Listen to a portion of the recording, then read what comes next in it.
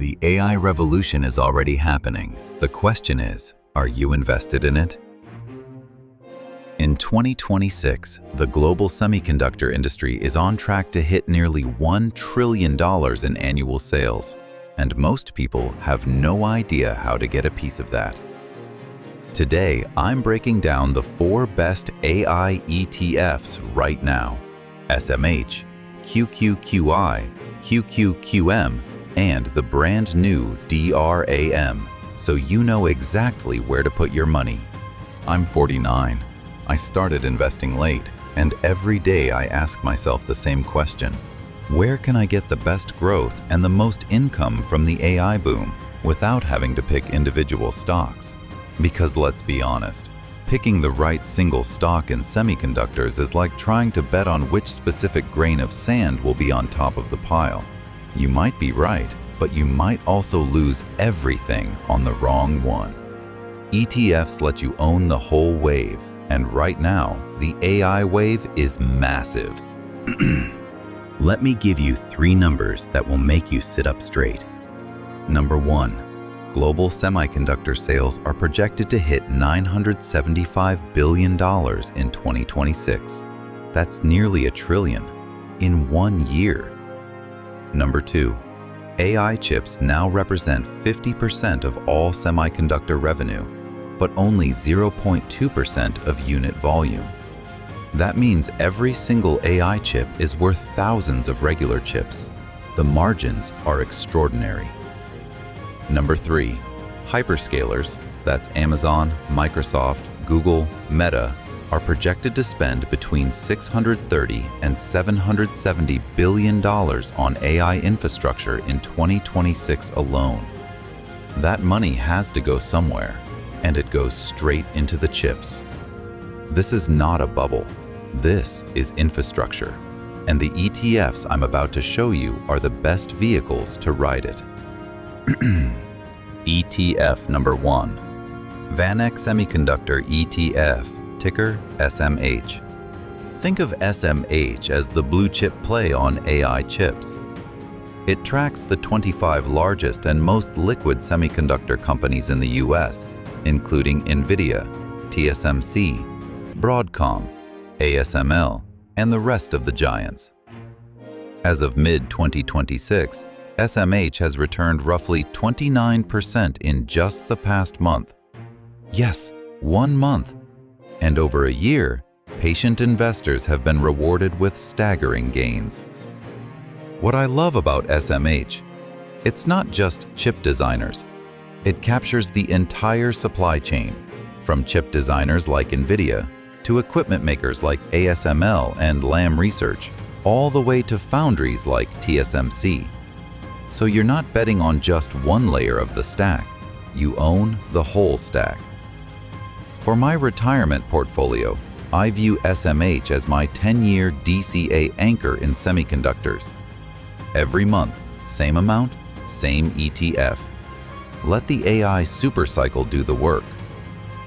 The one downside? It has concentration risk at the top. NVIDIA alone can move this entire ETF. But honestly, if NVIDIA is going down, the whole sector is going down anyway.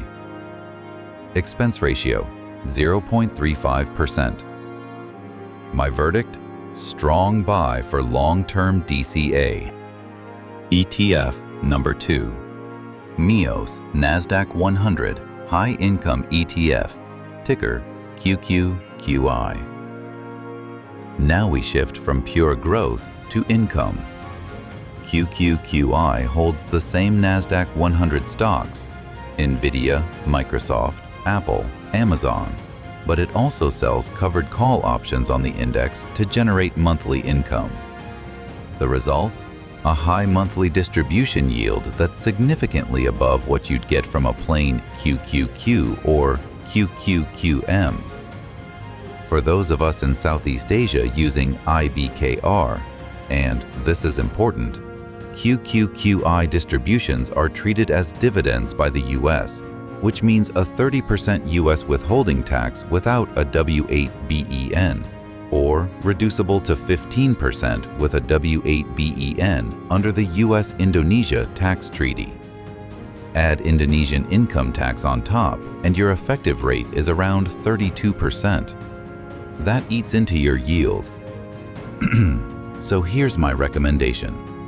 QQQI is best for tax-deferred accounts, or for people who can reinvest the distributions quickly enough to take advantage of the Indonesian layer exemption rule within 3 months. For taxable brokerage accounts like most of us use with IBKR, the tax drag is real. Factor it in. Expense ratio, 0.68%. My verdict? Great for income, but know your tax situation first. ETF number 3, Invesco Nasdaq 100 ETF, ticker QQQM. Okay, here's where I talk about the boring one, and why boring might be the smartest play. QQQM is essentially the little brother of QQQ. Same index, same holdings. NVIDIA, Microsoft, Apple, Meta, Alphabet, Amazon, Tesla. The difference? QQQM was designed for retail investors doing DCA. It trades at a lower price per share and has a slightly lower expense ratio than QQQ. In 2026, QQQM has attracted over $1.75 billion in new inflows just in the past month. Assets under management are approaching $70 billion. Why? Because smart retail money knows that when hyperscalers spend $700 billion on AI infrastructure, companies like NVIDIA and Microsoft, which are top QQQM holdings, are the direct beneficiaries. QQQM doesn't pay much income. Its yield is tiny. But for capital appreciation and long-term growth, it's one of the cleanest, lowest friction ways to participate in the AI revolution. If you're building a retirement portfolio and you're in your 40s like me, QQQM plus SMH gives you broad Nasdaq growth plus direct semiconductor exposure. That's a powerful combo. Expense ratio, 0.15%. My verdict? Strong buy for growth-focused accounts.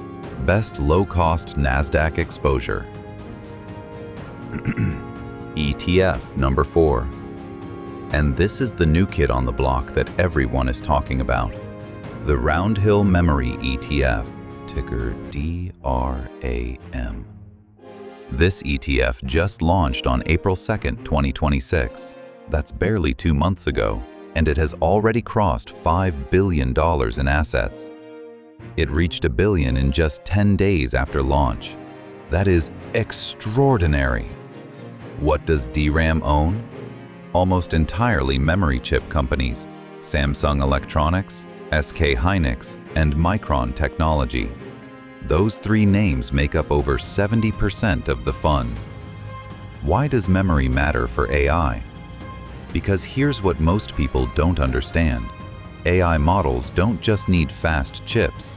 They need enormous amounts of memory to store and access data during training and inference. That memory is called high bandwidth memory, or HBM. And SK Hynix is sold out through 2026. Micron is sold out through 2027. The demand is insane. Since its April launch, DRAM has already returned roughly 79%. In 2 months! Now, that kind of return doesn't last forever. And I want to be clear, this is a high-conviction, high-concentration bet on memory chips specifically. It's not for the faint-hearted. But if you believe, as I do, that the AI memory shortage is a multi-year structural story, DRAM is the sharpest way to express that view. My verdict? High-conviction play on AI memory. Small position, 5 to 10% of your AI allocation. Okay, let's put them all side by side. SMH, growth-focused, full semiconductor supply chain, 0.35% expense ratio, best for long-term DCA. QQQI, Income-focused, high monthly distributions, 0.68% expense ratio. Best for income, but watch the tax drag. QQQM. Growth-focused, broad Nasdaq 100 exposure, only 0.15% expense ratio. Best for low-cost, long-term accumulation. DRAM. High-conviction memory chip play, new fund, already up 79% from launch. Best as a satellite position for aggressive growth. If I were building a simple AI portfolio from scratch today, here's how I'd think about it. Core, 60%. Split between QQQM and SMH. Low cost, broad exposure, long-term compounding. Income, 30%. QQQI. Take the monthly distributions, but be smart about the tax implications. Satellite, 10%. DRAM. High conviction, high risk, potentially high reward. Don't put your whole retirement in it. This isn't financial advice. I'm not a licensed advisor, but this is how I think about it for my own portfolio. So what's my personal pick? If I could only choose one of these 4 ETFs for my retirement portfolio, it would be QQQM. Here's why. It has the lowest expense ratio at 0.15%. It gives me exposure to the most dominant companies in the AI revolution, and it's the cleanest vehicle for long-term DCA with minimal friction. But honestly, I own all 4. Different sizes, different roles, different purposes. Because diversification, even within the AI theme, matters. The AI Supercycle is not a short-term trade. This is a decade-long structural shift. The companies building the infrastructure for AI, the chip designers, the memory makers, the cloud platforms, they are the railroads and the steel mills of the 21st century. If you're a late starter like me, you don't have 20 years to wait for the market to come to you. You need to position yourself where the growth is happening right now. And right now, it's AI. And these 4 ETFs are your best tickets to ride. If you found this useful, please hit like and subscribe. I'm doing a series this week on exactly how I'm building my retirement portfolio in my late 40s, with real numbers, real positions, and real strategy. And check the description. I've linked my free retirement calculator so you can run your own numbers. See you in the next one.